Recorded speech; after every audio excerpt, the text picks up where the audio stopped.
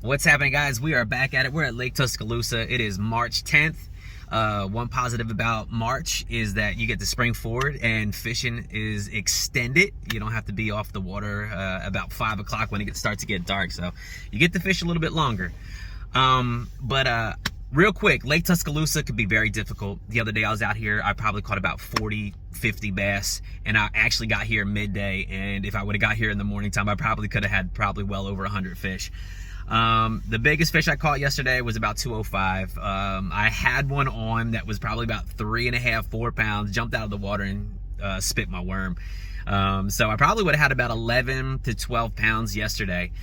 But real quick, I just want to break down Lake Tuscaloosa real quick. It has the north, mid-lake, and then the south part of the lake, and the water definitely differs, and the depth of the water differs too. Usually the north part of the lake is a little bit more muddy, gets warmer obviously quicker because all the particles, and the bass typically spawn a little bit earlier up here or sooner, just because obviously the water warms up just a little bit quicker. Mid-lake, you could probably catch a little bit of spawning, and then, the lower end, you probably have to wait about a week or two, after they start spawning up here on the north end. But guys, I have a couple approaches that I want to share with you. We're coming in March and April where we have tons of rain, and I actually like rain, especially on Lake Tuscaloosa. Not necessarily fishing in the rain, but using the rain to my advantage.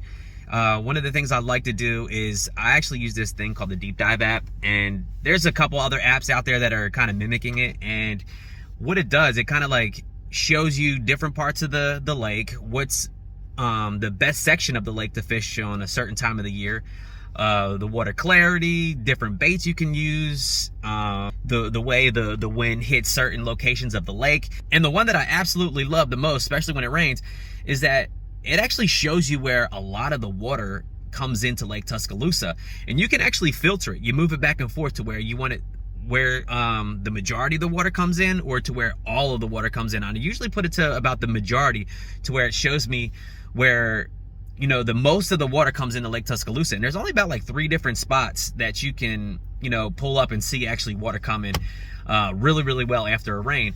And those are the locations that I absolutely love. I don't know if you guys know this, but shad absolutely love nutrients and water. Bass absolutely love eating shad. So those shad are going to migrate to those locations because they eat the nutrients, and obviously those bass will follow them because the bass eat the shad. So I absolutely love those locations. You can target those locations with a chatterbait, a spinnerbait.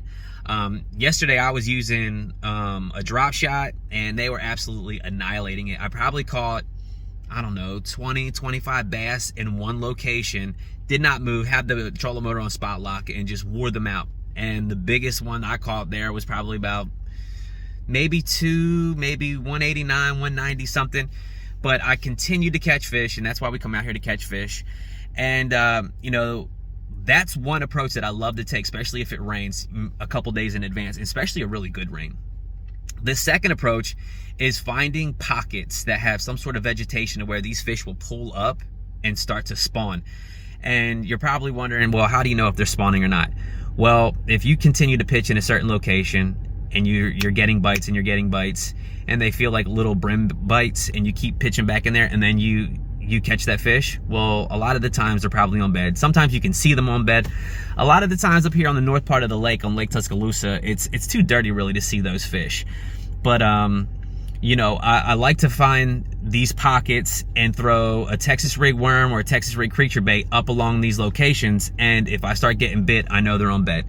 Another thing too that that they're on bed is that their eye color will change. Their eye color will be either like orange or red, and a lot of the times if you catch a male, they're usually peeing. And another thing too is, like, when you start to catch them, they smell very pheromone.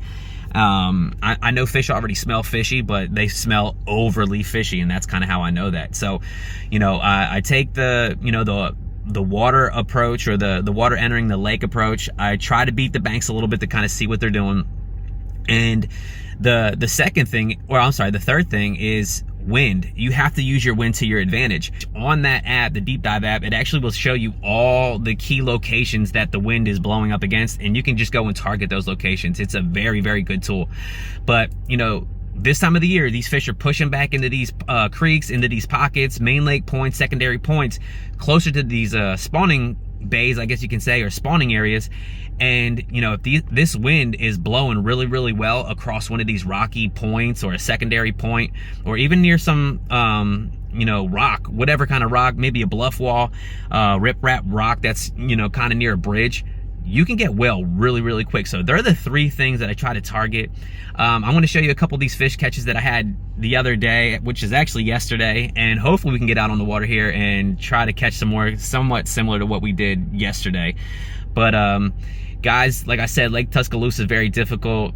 You know, 8 or 9 pounds could win you a tournament here, and the most I've ever caught here was 1365, and that was actually on one spot. I sat in one spot. It just kept reloading due to that water coming in the back of one of those creeks.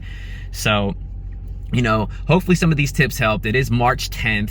The spawn is going to be coming very, very shortly, to where, you know, you can beat these banks and just absolutely catch a giant. But we're going to get out here on the water and see what we can do. Come on. All right, so this is the spot I was at the other day, just using this drop shot right here. But I'm going to show you on my Navionics too, kind of how this sets up. But water comes in, and it's actually, the road's called Spring Hill, so I'm assuming spring, there's a spring somewhere over this way, and it's pushing cleaner water in here. And the wind's blowing back in here like it was yesterday, and the water's pushing out this way. This water is super shallow. It's in the back of the creek, so it sets up really, really well for spawning. There's a really good spawning pocket here, and the clean water comes right off here on this ridge. So we're gonna drop the trolling motor, and we're gonna hit that spot lock and see if they're biting here. The conditions are definitely different. Yesterday it was very cloudy and very windy.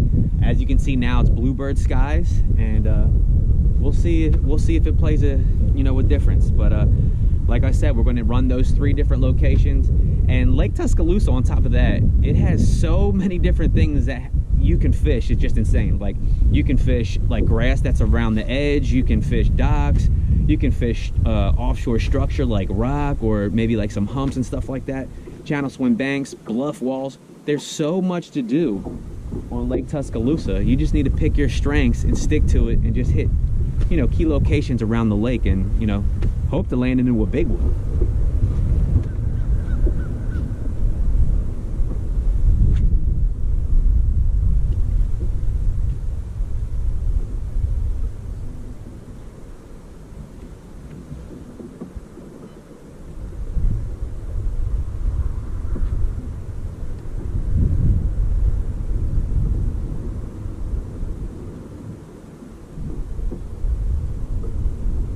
There's a hit already. So we just got our first bite, first cast. All right, clip the worm. Nope.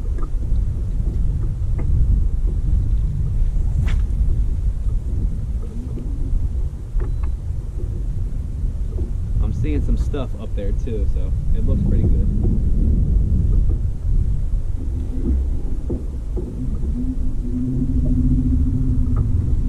Caught some largemouth bass and spotted bass in the back of this creek, which is crazy. Oh, there's a hit. There's another hit.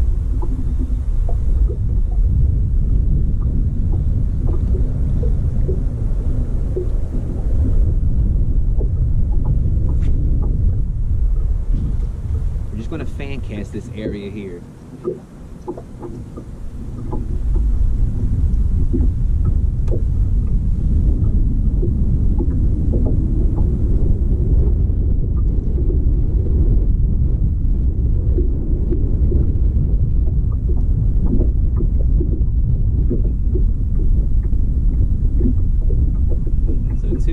Two bites. Makes me think that they're back here. The water dropped a little bit too from yesterday. Not much, but enough. I can actually see a water line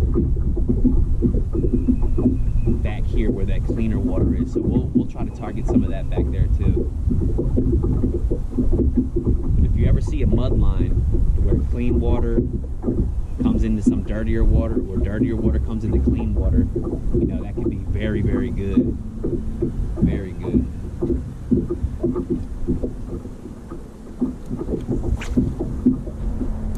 also caught a couple yesterday on a small little swim bait, so don't be afraid to throw a swim bait too.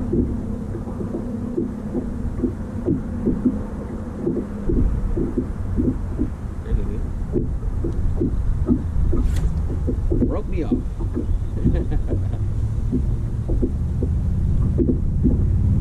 Did it break off at the leader? It sure did. Holy cow, that's a break.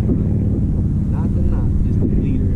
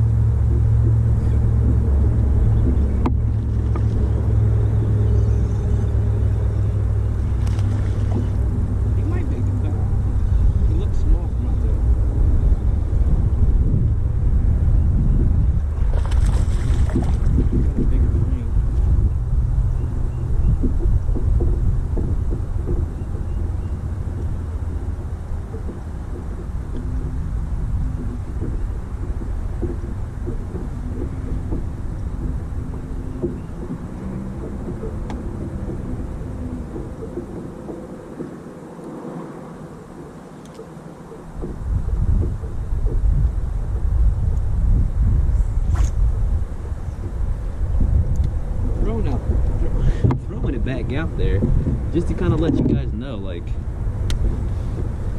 it's a very simple technique, and just letting it sit out there sometimes is, you know, the best bet. Letting the water and that little current kind of create the action for you. 99. I don't know how many fish we caught. It's probably well over 15.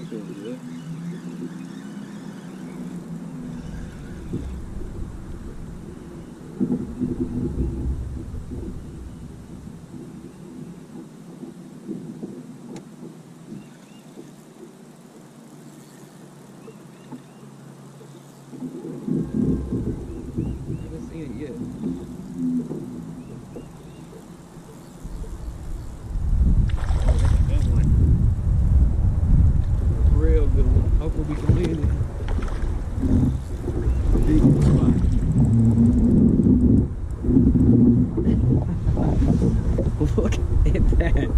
Spotted bass. Are you kidding me? This thing's probably over 20 inches. Let's see. It's crazy.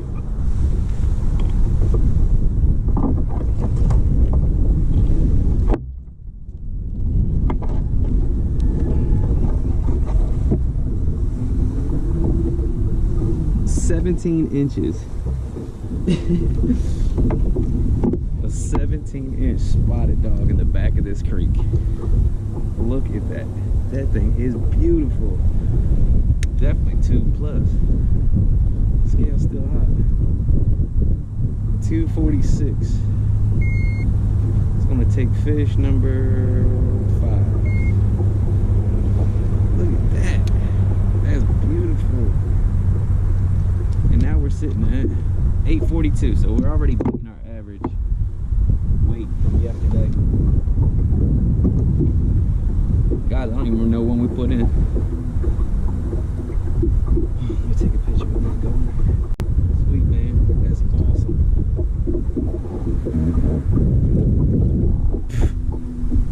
Alright, so let's see.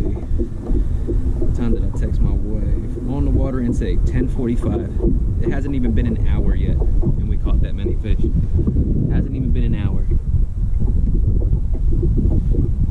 That joker was fighting. He fought so good.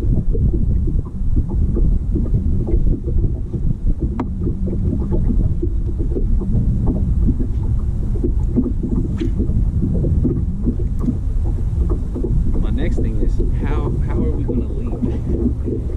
You don't ever want to leave them biting, but at the same time, you want to make a good video for, you know, the people that want to learn how to fish differently on Lake Tuscaloosa.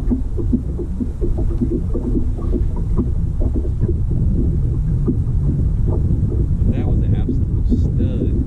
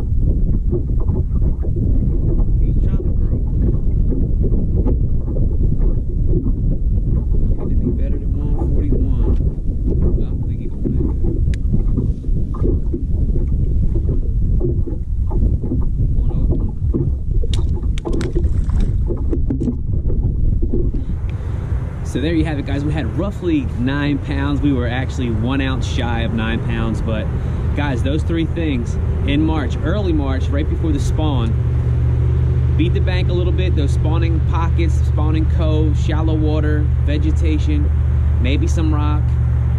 We actually target some shallow creeks that had some channel swings in it with the bluff walls, and we targeted that with that shaky head.